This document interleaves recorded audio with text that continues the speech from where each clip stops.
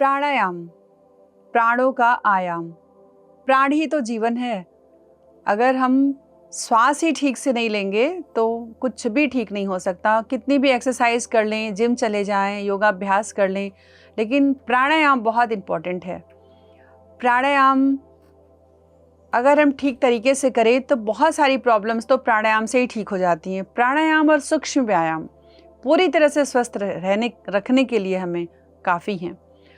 तो प्राणायाम ऐसे तो बहुत सारे प्राणायाम होते हैं, 8 प्राणायाम मेन होते हैं, लेकिन हमें वो प्राणायाम करना है जो हमें ज़रूरी है। कुछ ज़रूरी प्राणायाम सबको हर दिन करने चाहिए, डेली करने चाहिए। जैसे भस्त्रिका प्राणायाम, कपालभाति प्राणायाम कहते हैं बट ये शुद्धि क्रिया है, प्राणायाम नहीं है। लेकिन कपालभाति जैसे कहते हैं ना, ऑल प्रॉब्लम्स वन सोल्यूशन, सभी प्रॉब्लम्स का सोल्यूशन है कपालभाति। इससे हमारे टॉक्सिन बाहर निकलते हैं। माथा, कपाल मतलब माथा और भाति मतलब चमकाना, माथा को चमकाना, कपाल को चमकाना। इससे चेहरे पे चमक आती है, रौनक आती है, शरीर की गांठें चली जाती हैं।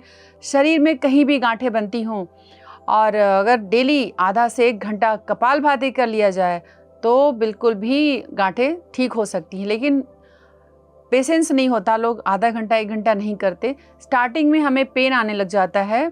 शुरू में हर किसी को पेट में और पीछे कमर में प्राणायाम, ये कपालभाति करते समय पेन आता ही आता है। तो रुक रुक के करें, एक लंबा गहरा श्वास ले लें और फिर छोड़ते हुए, मतलब कपालभाति में इनहेल नहीं करना होता, सिर्फ एक्सेल पे हमें फोकस करना होता है। इनहेल ऑटोमेटिक अपने आप होता है, हमें एक्सेल करना होता है। जब भी हम श्वास बाहर छोड़ेंगे हमारा पेट अंदर जाएगा, इसका ध्यान रखें। कपालभाति हम सही कर रहे हैं कि नहीं, इसको ठीक ढंग से समझने के लिए अपने पेट पे हाथ रख लीजिए। एक्सेल, एक लंबा गहरा पहले श्वास ले लीजिए, देन एक्सेलेशन स्टार्ट। श्वास बाहर छोड़ा, पेट अंदर गया, श्वास बाहर पेट अंदर, श्वास बाहर पेट अंदर। अगर श्वास बाहर छोड़ते हुए पेट अंदर जाता है, इट मीन्स कि आपका प्राणायाम, आपका कपालभाति ठीक ढंग से हो रहा है, सही हो रहा है। कपालभाति के भस्त्रिका, श्वास लेना और छोड़ना, श्वास लेना और छोड़ना, ये भस्त्रिका है। अगर आप बहुत बीमार हैं, आपको बहुत दर्द है, परेशानी है, आप बैठ भी नहीं पा रहे इवन, तो आप लेट के भी कर सकते हो। हालांकि लेट के प्राणायाम करना अलाउड नहीं है, लेकिन अगर आप बैठ ही नहीं सकते तो आप चेयर पे बैठ के कर सकते हो। यदि आप चेयर पे भी नहीं बैठ सकते तो आप लेट के भी कर सकते हो। प्राणायाम का सबसे महत्वपूर्ण काम क्या है कि आपकी स्पाइन सीधी होनी चाहिए। आप सीधे, आपको लेटना है, या आप बैठ के प्राणायाम कर रहे हो या चेयर पे बैठ के कर रहे हो या मैट पे बैठ के कर रहे हो, लेकिन आपकी स्पाइन बिल्कुल स्ट्रेट रहनी चाहिए, बैक और नेक बिल्कुल एक लाइन में सीधा, तभी आपको प्राणायाम का पूरा फल मिलेगा। तो आप बैठ के करते हो, बहुत अच्छा। बैठ के नहीं कर सकते, आप बहुत बीमार हो, देन आप लेट के भी कर सकते हो। तो लेट के करने के लिए भी आपकी स्पाइन लेटने से तो वैसे सीधी हो जाती है। तो लेट के आप लंबा गहरा श्वास लें और छोड़ें, ये भी भस्त्रिका है। लंबा गहरा श्वास लें और छोड़ें 5 काउंट तक। पहले कैसे करेंगे, 1 2 3 4 5 काउंट तक लिया। यदि आप होल्ड कर सकते हैं, यदि आपको बीपी की प्रॉब्लम नहीं है, हार्ट की कोई प्रॉब्लम नहीं है, तभी आप, अस्थमा नहीं है, दमा नहीं है, देन आप होल्ड करेंगे। अगर आपको इस तरह की कोई भी समस्या है, प्रॉब्लम्स हैं, तो आप बिल्कुल भी अपने ब्रेथ को होल्ड नहीं करेंगे। ब्रेथ को होल्ड, सभी को होल्ड नहीं करना होता। सांस लेना छोड़ना तो सभी कर सकते हैं, लेकिन होल्ड वही करेंगे जो पूरी तरह से स्वस्थ हैं, जिनके फेफड़े स्वस्थ हैं, जिनको ब्रीदिंग की कोई भी प्रॉब्लम नहीं है। यदि आपको किसी भी तरह की ब्रीदिंग की प्रॉब्लम है या फीट्स की किसी को प्रॉब्लम्स होती हैं, तो वो बिल्कुल भी प्राणायाम, मतलब अपने ब्रेथ को होल्ड बिल्कुल भी आप नहीं करेंगे। तो सांस लिया, अगर आपको प्रॉब्लम नहीं है तो 5 काउंट तक होल्ड किया, यदि आपको कोई प्रॉब्लम है तो लिया एंड 5 काउंट तक एक्सेल करते समय आप काउंट करेंगे, 1 2 3 4 5। एक्सेल करते समय 5 काउंट किया, फिर इनहेल करते समय काउंट करेंगे 1 2 3 4 एंड 5, फिर एक्सेल 1 2 3 4 5। ध्यान रखना है कि प्राणायाम करते समय आपकी आइज़ क्लोज होनी चाहिए। मैं क्लोज इसलिए नहीं कर रही हूँ कि मैं आपको बता रही हूँ, लेकिन आपको प्राणायाम करेंगे, आप ज्ञान मुद्रा में बैठ जाएंगे, अपने दोनों घुटनों पे अपने ज्ञान मुद्रा में अपनी हथेलियों को ऐसे रख लेंगे, ऊपर की तरफ खुला। ऐसे हथेलियों को ऊपर की तरफ ही क्यों रखते हैं, ये भी सवाल होता है कि ऐसे क्यों नहीं कर सकते, नीचे क्यों नहीं कर सकते। हमें कॉस्मिक एनर्जी ले रहे हैं, हम कॉस्मोस से कुछ ले रहे हैं, हमें कुछ मिल रहा है। तो अगर हमें कुछ लेना है हथेली में, अपने हाथ में, अपने अंदर, तो हाथ ऐसे ही रखना होगा।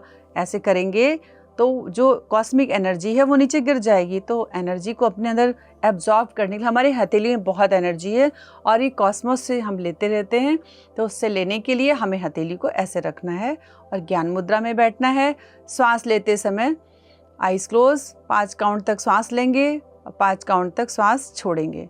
सिंपल भस्त्रिका सबके लिए। और जो थोड़े और एनर्जेटिक हैं, स्वस्थ हैं, थोड़ा तेज कर सकते हैं।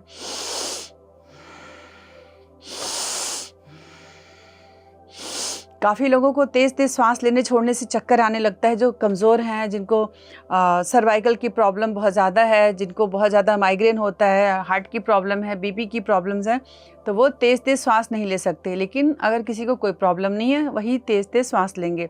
और जो बिल्कुल स्वस्थ हैं, वो हाथों को उठाते हुए भी ऐसे भस्त्रिका कर सकते हैं, ऐसे।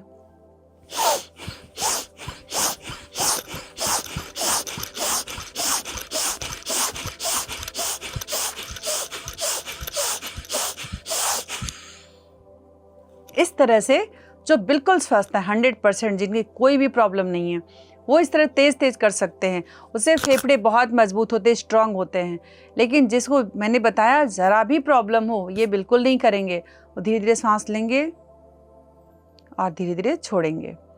भस्त्रिका हर किसी के लिए अलग अलग है। जिसकी जैसी स्ट्रेंथ है उसके अकॉर्डिंग भस्त्रिका करेंगे। कपालभाति के लिए भी सभी कर सकते हैं, लेकिन हार्ट की प्रॉब्लम वाले, बीपी प्रॉब्लम वाले बहुत धीरे धीरे करेंगे ऐसे। और जिसे कोई प्रॉब्लम नहीं, बहुत तेज तेज कर सकते हैं। इससे वेट लॉस भी होता है, पेट की सारी समस्याएं ठीक होती हैं। ऐसे भी कर सकते हैं। ये वही करेंगे जो पूरी तरह स्वस्थ है। इसके बाद बारी आती है इस प्राणायाम से, ऐसा नहीं कि बीपी किसी और चीज़ के लिए बात हो रही है फ्रोजन शोल्डर की, तो फ्रोजन शोल्डर में आपको श्वास तो लेंगे ही ना। श्वास लेने छोड़ने से दर्द भी ठीक हो जाता है। किसी भी तरह का दर्द, कहीं का भी दर्द, चाहे शोल्डर का दर्द हो, चाहे घुटनों का दर्द हो, कमर का दर्द, कोई भी दर्द हो, प्राणायाम तो हर प्रॉब्लम में प्राणायाम करना है। इवन प्रॉब्लम्स नहीं भी हैं, आप पूरी तरह 100% स्वस्थ है, तो भी आपको प्राणायाम करना है। प्राणायाम तो करना ही करना है यदि आप स्वस्थ रहना चाहते हैं। भस्त्रिका करने से टॉक्सिन बाहर निकलते हैं, बॉडी शुद्ध हो जाती है, शरीर शुद्ध हो जाता है। और भस्त्रिका करने से फेफड़े मजबूत होते हैं, स्ट्रांग होते हैं। और अनुलोम विलोम तो हर प्रॉब्लम का सलूशन है। अनुलोम विलोम हर कोई कर सकता है, हर मौसम में कर सकता है। इसे विंटर सीजन में कर सकते हैं, समर सीजन में कर सकते हैं, रेनिंग सीजन में कर सकते हैं। तो और भी प्राणायाम है, तो जैसे चंद्रभेदी, सूर्यभेदी आप विंटर में नहीं कर सकते। आप चंद्रभेदी विंटर में नहीं कर सकते और सूर्यभेदी समर में नहीं कर सकते, इससे उल्टा असर होगा। इस गर्मी में शीतलता के लिए आप चंद्रभेदी करते हैं और ठंड के सीजन में आप गर्मी के लिए सूर्यभेदी करते हैं। लेकिन अनुलोम विलोम एक ऐसा प्राणायाम है जो किसी भी बीमारी में, स्वस्थ रहने की स्थिति में, समर में, विंटर में, किसी भी सीजन में और कोई भी स्वस्थ या बीमार व्यक्ति कर सकता है। इससे कोई इसका साइड इफेक्ट नहीं होता। अनुलोम विलोम कैसे करते हैं? लेफ्ट हैंड से ज्ञान मुद्रा बना के घुटने पे रख लें और राइट हैंड से आप प्रणव मुद्रा बना लेते हैं। ऐसे देख लीजिए, अपनी लास्ट की 2 उंगलियों को और अंगूठे को ऐसे खोल लेंगे और इंडेक्स और मिडिल फिंगर को ऐसे फोल्ड कर लेंगे। इसे कहते हैं प्रणव मुद्रा, प्राणायाम मुद्रा, कोई कुछ भी कह सकते हैं, या विष्णु मुद्रा कह सकते हैं। इसके बहुत सारे नाम हैं। तो इस तरह से राइट हैंड की राइट थंब से राइट नोस्ट्रल को क्लोज करेंगे और लेफ्ट से इनहेल करेंगे। आंखें बंद करके करेंगे धीरे धीरे इनहेल, और फिर लेफ्ट को क्लोज करके राइट से एक्सहेल, फिर राइट से ही इनहेल करेंगे, फिर राइट को क्लोज करके लेफ्ट से एक्सहेल,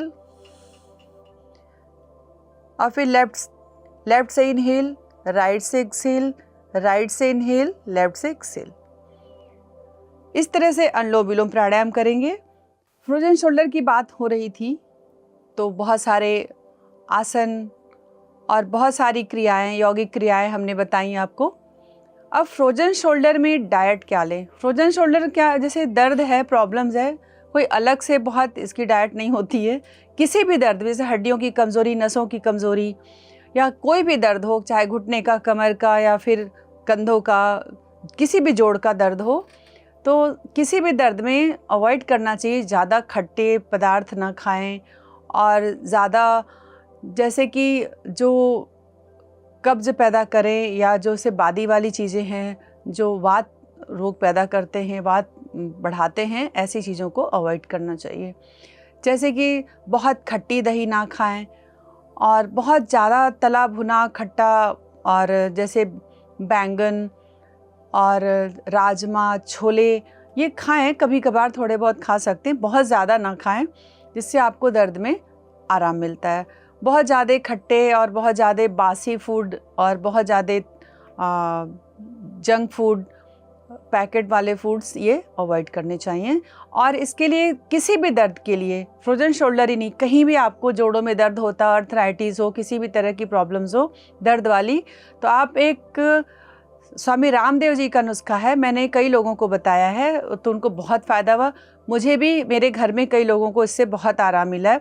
ये आजमाया हुआ है, मैं किसी का प्रचार नहीं कर रही, लेकिन इसको मैंने खुद आजमाया है और इसका रिजल्ट देखा है, इसलिए बता रही हूँ।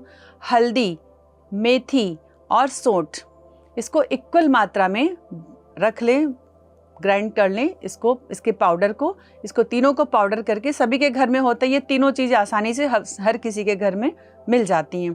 इसे मिक्स करके रख लें और सुबह शाम 1-1 चम्मच गुनगुने पानी से लें। किसी भी तरह का आपको दर्द हो, हर दर्द में आपको इससे राहत मिलती है। इसे 3 से 4 महीने लगातार आप लें इस पाउडर को सुबह शाम खाली पेट, देखिए आप इसका रिज़ल्ट, अद्भुत रिज़ल्ट मिलता है आपको, दर्द में बहुत आराम मिलता है। जैसे कुछ लोग लहसुन भी खाते हैं, लहसुन भी सुबह सुबह उठ के बासी मुंह 1-2 कली आप निगल लें और पानी पी लें, इससे भी आपको दर्दों में बहुत आराम मिलता है।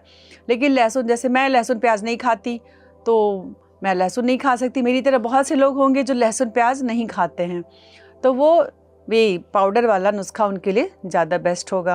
और जो लहसुन खाते हैं वो लहसुन भी खा सकते हैं। लहसुन को छोटे छोटे टुकड़ों में काट के, भून के, तवे पे देसी घी में काली मिर्च डाल के, इसको रोटी के अंदर डाल के रोटी बना के भी लोग खाते हैं। कई लोगों को मैंने बताया है, स्वामी रामदेव जी का ही नुस्खा है, तो काफ़ी लोगों को इससे भी आराम मिला है। तो ये भी आप कर सकते हैं। लहसुन प्याज नहीं खाते, ये पाउडर वाला जो उपाय है ये बहुत कारगर है, इससे बहुत लोगों को फ़ायदा हुआ है। तो आप इसे खाएं और ज़्यादा खट्टी तली हुई चीज़ों से परहेज करें और योगाभ्यास करें, छोटे छोटे अभ्यास करें, और अपने फ्रोजन शोल्डर ही नहीं, शोल्डर तो ठीक है, इसके अलावा और भी बहुत सारे जो दर्द होते हैं, नसों की कमज़ोरी या हड्डियों की कमज़ोरी, जिसके कारण आप दर्द से परेशान रहते हैं, उससे आपको बहुत राहत मिलेगी। तो आप ये नुस्खे अपनाएं और स्वस्थ रहें। फ्रोजन शोल्डर के लिए एक बहुत अच्छी मुद्रा भी है, नमस्कार मुद्रा, जो अक्सर सभी करते हैं। कहीं हम किसी से मिलते हैं, नमस्कार, तो ये कितना आसान है, सिंपल है। तो जो हमारे विश करने का, जो हमारी भारतीय परंपरा में जो विधान है नमस्कार करना, ये मुद्रा है। तो इस तरह से नमस्कार करने से भी हमारे फ्रोजन शोल्डर में आसानी हो जाती है और इससे हम विनम्र भी होते हैं। और ऐसे नमस्कार मुद्रा में कुछ देर बैठे, और नमस्कार मुद्रा में भी आप अपने ऐसे दोनों एल्बो को ऊपर उठाएं, नीचे लाएं, इसमें अभ्यास भी कर सकते हैं। इस मुद्रा में कुछ देर बैठने से भी हाथों को ऐसे करके, ऐसे दोनों अंगूठों को चेस्ट से लगा के, ऐसे कुछ देर इस मुद्रा में बैठने से भी आपके कंधों में, अकड़न में, जकड़न में आपको राहत मिलती है। तो ऐसे ये मुद्रा भी आप ऐसे 5 to 10 मिनट्स होल्ड कर सकते हैं। इसे 3 to 5 रिपीटेशंस कर सकते हैं, और ऐसे ऊपर नीचे भी कर सकते हैं और ऐसे भी बैठ सकते हैं। इसका अभ्यास डेली करें। आज का सुविचार, जब तक कोई काम किया नहीं जाता तब तक वो असंभव ही लगता है। तो आज के लिए बस इतना ही। नमस्कार। BMC हिंदी बदले जी।